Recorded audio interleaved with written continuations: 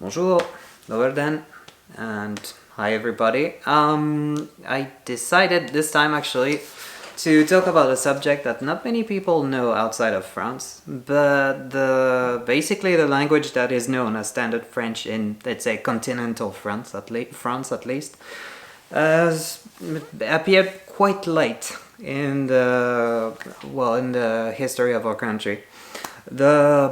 Initially, after the fall of the Roman Empire,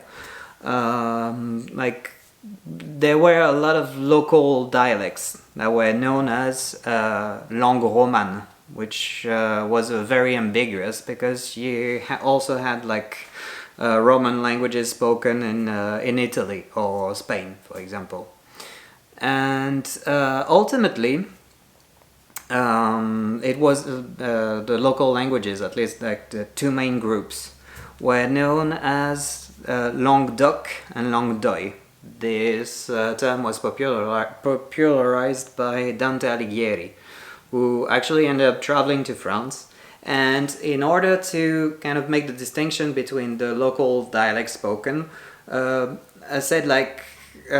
that in Italy, most languages were languages that were using the C as a way to say yes, whereas in France the oi was used, the oi and ok were used as basically were used. The oi and ok were ways of saying yes, and ultimately the northern part of France, like what is nowadays known as the northern part of France, and especially Paris, the Standard French evolved from there. It was used as first like some administrative language, because France always loved legislation, and it appeared very late in the 16th century, and people would use their own local dialects for a very long time.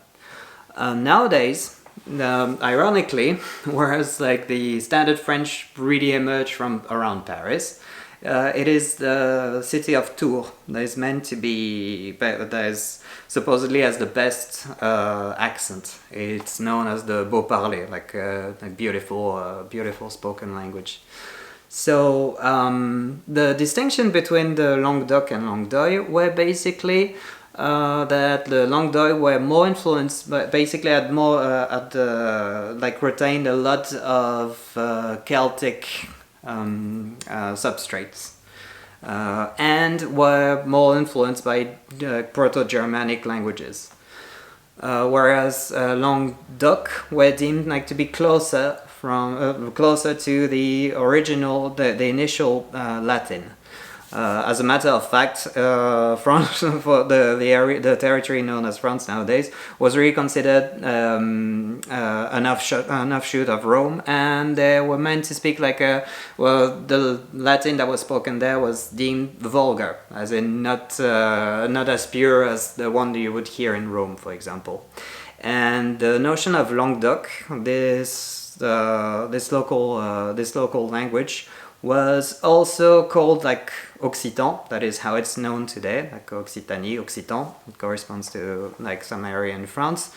Basically, it is very close in mountains. You have the Massif Central, which is basically some chain of mountains in the center of France, as the name indicates.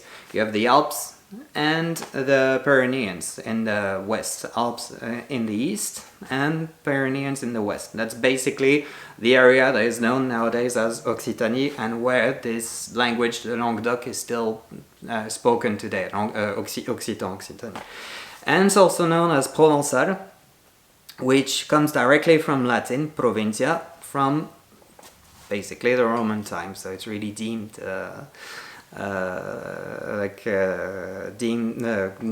deemed closer to the initial Latin. So one interesting aspect about this language that is still spoken today, it's obviously not as used as it was. I think the moment where the language was used in the most was around the 11th century. But it's still used nowadays. If you actually walk in areas in the Languedoc, let's say, you'll have the names of streets like written in French and in Occitan. So, for example, you will find a place like the street is Carriera, Plaza, instead of like in French square. This is called square. French it's place, la place, and in Occitan would be Plaza. So the street would be like basically a crossroad, in French known as Carrefour, and in Occitan would be Carriera Rosada. And so all of that would be like you would actually find those terms in like in the street, at least the Carrera and Plaza. So I've never learned Occitan. I hope I'm not butchering the accent. I know, for example, that the one specificity that is very different, that is quite different from French. We're quite specific for that as a Latin language. We do not pronounce the E at the end of words, and we changed, that's something that we changed like really specifically. You would have something, a name like the name Maria. In French you would say Marie. You know, it's you replace that. Whereas in, as you probably noticed, for Occitan, it's something that wasn't changed. You would like you know, Plaza, Carriera. That's also a specificity. And French is also known for we don't really have stress. Stress does not exist. We would tend to put the stress at the end of the words, no matter what. I remember like our someone was asking me how to pronounce Stéphane in French, like comparing it to Bulgarian, which is Stéphane. And in French, I'm like, well, I don't even know what to tell you. It's Stéphane. You know, we don't really have like this notion of stress. But in you will find that in Occitan, like you have something like frequently, fregundomen. Or let's say, like if you want to ask something, would be pregundomen. So that's, you know, the south of France is known, well, we know like the southerners in France, if you actually like meet someone from the south, you know it right away. Because they have like what we call like sans chanton, which is like you really have this notion of like stress existing, whereas the rest of France, you really it's sort of it's sort of gone. Like we really don't use it that frequently.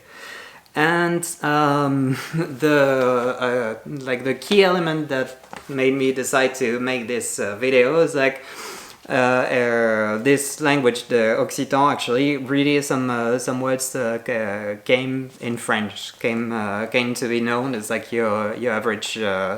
Let's say like anyone in Paris, if you say those words to someone, let's say in Paris, they wouldn't understand it, even though they have no idea it comes from Occitan. So you'd have something like barjot, which means crazy. It's something that was used for really quite a while. Or like, for example, like castagne. Castagne means to beat up, like to fight. Like everybody would know what a castagne is in the rest of France. Canet is a very bad word to say to die. And the most famous one would be frisquet, which means cold. So it's really quite funny to see that those expressions really passed in your like everyday French speech. It's kind of fun. Like so that's not the end of the local dialects, like that is well known and passed in this your average French speech. It's also very much linked to regionalism, like this notion of very specific culture, and where you would have some sort of cultural, some cross-cultural influence. In case in point, you would have an area. You have an area in France that is called Alsace. It was established in, if I'm not mistaken, the 5th or 6th century by a group of people, like Germanic people known as the Alaman. And fun fact, Germany in France is known as Allemagne. So it's very possible that the word comes from this group of this group. The area is very specific because it is encased between France, Germany, and Switzerland, like the Swiss parts. And once again, you have the mountains, like a chain of mountains in France. In Germany, you have right next to Alsace, you would have the Schwarzwald, which is really some area that is very mountainous. Schwarzwald means black forest. As you can imagine, the language spoken over there is a form of Proto-Germanic. And interestingly enough, the family, like names of localities and people have been influenced both by the local dialect, French, and German. It is very common, for example, to meet someone from Alsace called Jean-Pierre Muller, to the point that it's actually quite interesting. Once I met someone called François Berger, and I had no idea if the name Berger came from berger in French, which basically means shepherd, or the German word Berger, which is basically a mountain inhabitant, someone from the mountains. So you have obviously the local dialect. To say goodbye would be Bismal, which is very similar to German. I think it's Bismal, if I'm not mistaken. Then you've got Guten Morgen. Guten Morgen. Ein schöner Tag. Ein schönes Tag. So you say viel Glück, like viel Glück in German, like good luck. Ein schöner Tag is like have a nice day. And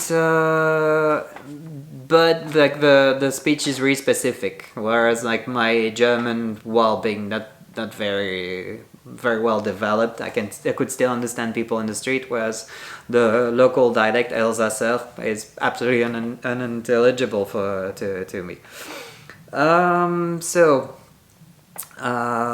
Another, I think one area that is very interesting is the name of places.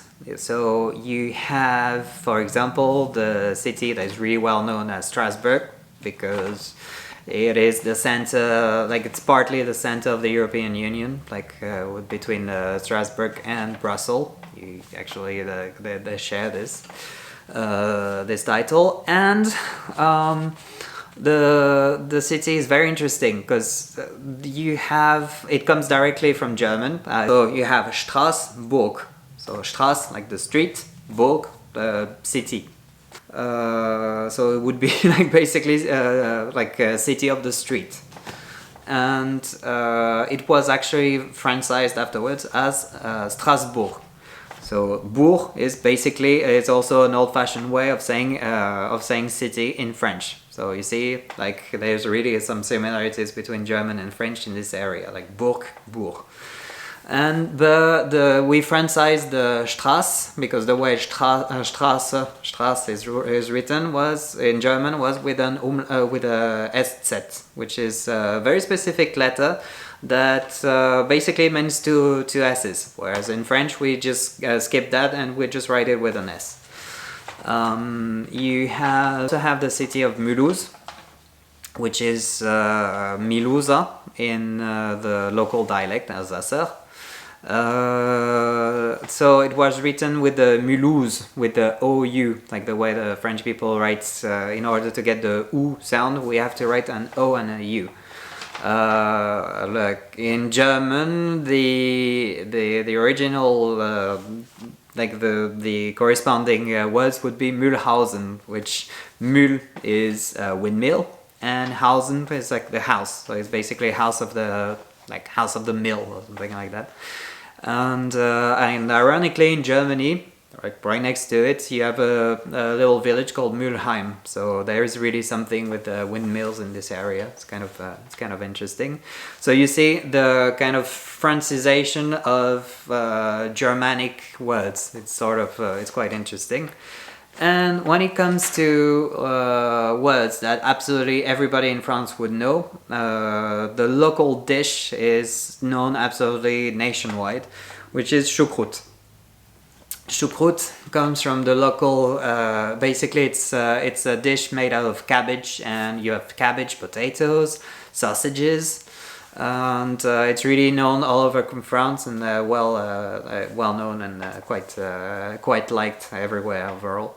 So choucroute comes from I hope I'm not butchering that too much.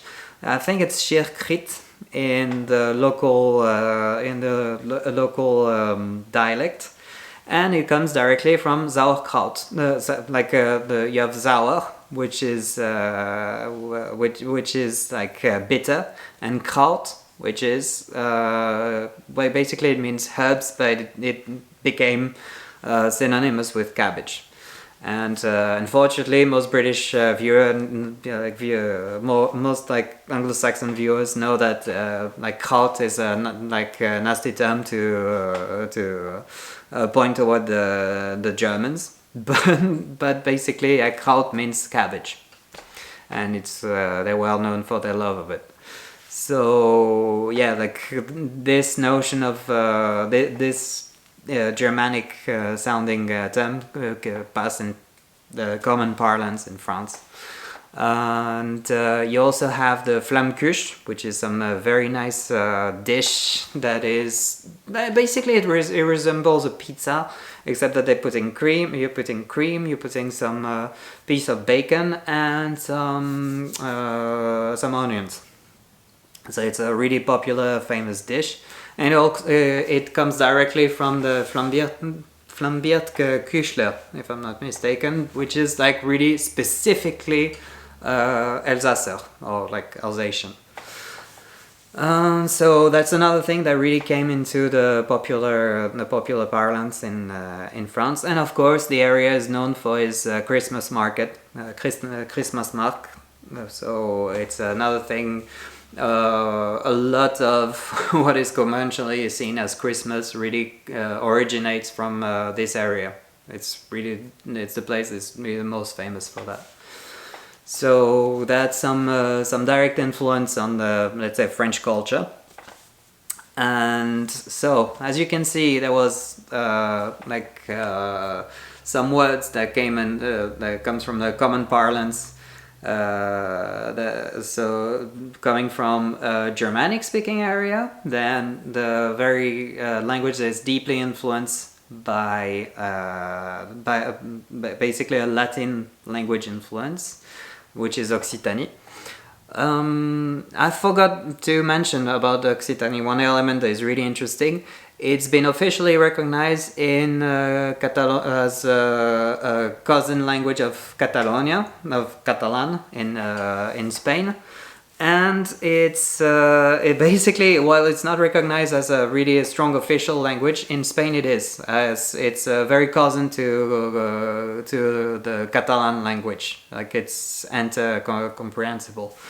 And it's also spoken in Italy. It doesn't have the same status. It's not as well recognized as in Spain. But ironically speaking, while the Occitan is really well spread in France, it represents a big chunk of the French territory. It's only officially recognized in Spain, at least in the Barcelona area, and same thing it's spoken in Monaco, but not recognized officially. So one final language that was influenced the French speech, some vocabulary terms that came from this area that really influenced common French, is the area it's known as Brittany. So Bretagne. It's very likely that Basically, it comes from the Roman province of Britannia, and basically it influenced the United Kingdom names like Britannia, Great Britain, and you have another area, Bretagne, that basically shares this name. That's something that you will find a lot. Like, for example, the Roman languages, they were spread absolutely all over, let's say, France, Italy, and Spain, due to obviously the influence of Rome and Latin overall. And same with Britannia. Like it didn't influence the language, but the name was share this influence with Britain. Ironically, the language spoken in Bretagne is actually much closer to Welsh and some parts of Ireland. It's a Celtic language that is spoken in Bretagne. So I'm gonna say Bretagne from now on because it gets quite complicated if you say well, I think the British term is Brittany, but it really feels strange to my ears. So it is, again, the language has a special status in France. It's been recognized not too long ago because France really tried to standardize the language that was spoken over its whole territory. And they tried to basically simplify it for most, let's say, common French speakers. So it's only recently that France has been, the local authorities have been trying to re-implement and gave a better status to local languages. So that is a bit of an issue, but at least it's a good thing that now those languages are being more respected. So the language spoken in Bretagne is called Breton. From Brittany in Breton would be Braise. It's written by the end. It's written ZH. But it's actually different areas that pronounce it that would actually write it differently. So some part with a Z and another one with an H, and so they decided to combine the two to make something more standard. So someone from Brittany would be Braisade. I hope I'm not butchering this, but I think that's how you would pronounce it. Something linked to Brittany would be Brezec. And the language known as Breton would be Brezonec. So you see, it doesn't exactly sound like it sounds really quite specific. So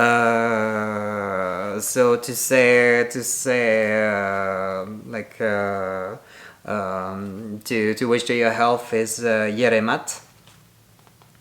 And to say hello, to say welcome would be Degemer Mat. So basically, that's the grammar specificity that comes from that is linked to the language. It's like the most important aspect, like of the sentence, comes first. That's why you would have some locals that apparently would say. Instead of like, are you going to Paris? They would say, to Paris are you going first? Like it's some local grammatical specificities. So the bit that really interests me is the fact that once again you have some words that pass in your common parlance. So obviously you have things that are really specific to the area. So for example, menhir, they're really quite similar to what you would find in Stone Age, and it means long stone in Breton, menhir. You have, so the French word for seagull is goéland. It comes directly from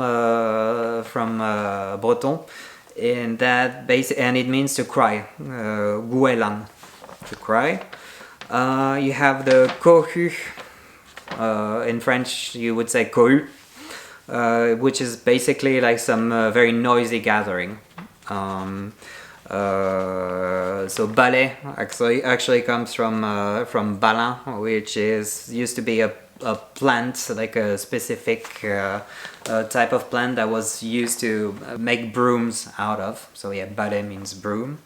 Another one that is a bit nasty, but it's something that really most French people would know, is the term Baraguini.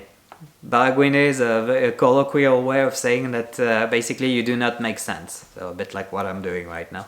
So Baraguini actually comes from Breton, and would be like some inhabitants of some people traveling to Paris.